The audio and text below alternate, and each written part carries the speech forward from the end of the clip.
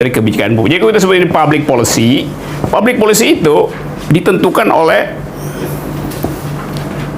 teori yang dipakai seringkali tidak eksplisit, yang didasarkan pada prinsip-prinsip keadilan yang maskulin.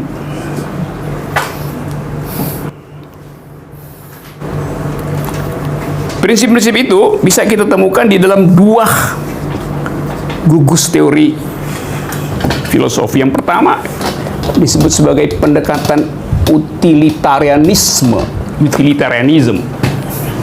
satu jalan pikiran yang diucapkan oleh Jeremy Bentham di abad 17 untuk memperlihatkan bahwa kebahagiaan itu hanya bisa disebut adil bila memuaskan mayoritas. Jadi terkenal prinsip bahwa the greatest happiness itu hanya boleh dihasilkan bila dia menyangkut the greatest number. Dalilnya sederhana. Suatu masyarakat disebut adil bila sebagian besar mayoritas memperoleh kebahagiaan terbanyak dari produk nasional, produk masyarakat yang biasa dihitung dalam ekonomi disebut sebagai jumlah agregat yang bisa dihasilkan, dan jumlah itu harus menyenangkan mayoritas. Sekarang ada problem, whose justice kalau disebut mayoritas. Nah, sebetulnya ide tentang mayoritas itu menganggap bahwa semua manusia setara di dalam kebutuhannya. Jadi utilitarianisme menganggap bahwa setiap manusia setara di dalam kebutuhannya. Feminisme memberi kritik bahwa nggak setara. Dulu misalnya zaman Orde Baru, ukuran untuk menghitung utility manusia agar supaya bisa dibuatkan formula tentang kebutuhan pokok, bunyinya adalah kebutuhan manusia itu diukur berdasarkan kebutuhan laki-laki. Karena itu duit rokok dimasukkan sebagai kebutuhan pokok pada waktu itu. Sementara pembalut perempuan tidak dianggap sebagai kebutuhan pokok. Jadi gaji dipakai berdasarkan kebutuhan fisik laki-laki, karena dianggap buruh selalu adalah laki-laki. Jadi dari awal kita lihat ada bias di dalam teori keadilan, dan bias itu menyelundup ke dalam public policy itu. Tapi sebetulnya prinsip di dalam utilitarianism itu cukup egaliter pada waktu itu. Karena pada waktu itu keadilan itu hanya ditentukan oleh belas kasihan seorang aristokrat, atau hanya ditentukan oleh hukum yang diatur di dalam teologi. Kita ingat itu abad-abad 16. Hak itu tidak ada. Hak itu hanya ada pada raja, pada seorang feodal, atau pada para pendeta. Jadi kita kalau hidup pada waktu itu nggak bisa menuntut hak, karena asal-usul hak itu tidak sekuler.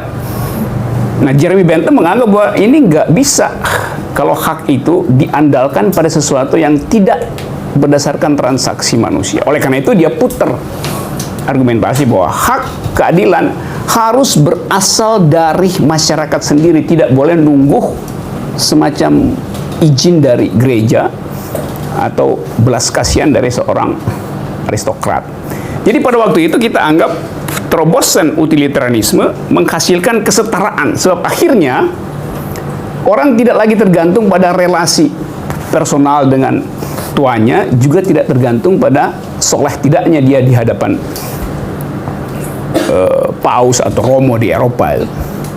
Jadi pada waktu itu utilitarianisme adalah jalan pikiran yang revolusioner, karena dia menghentikan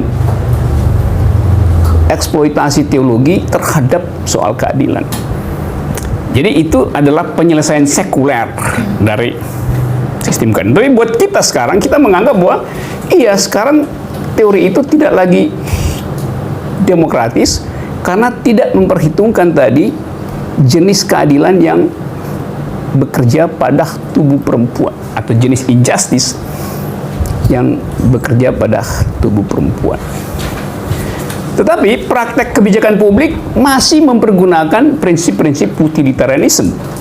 Dan prinsip itu yang dihasilkan setiap kali orang bikin APBN, APBD, segala macam itu.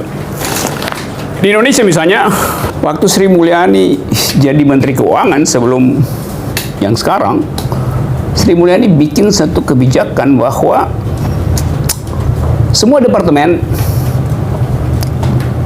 yang tidak memasukkan unsur gender di dalam proposal anggaran tidak akan dikeluarkan anggarannya.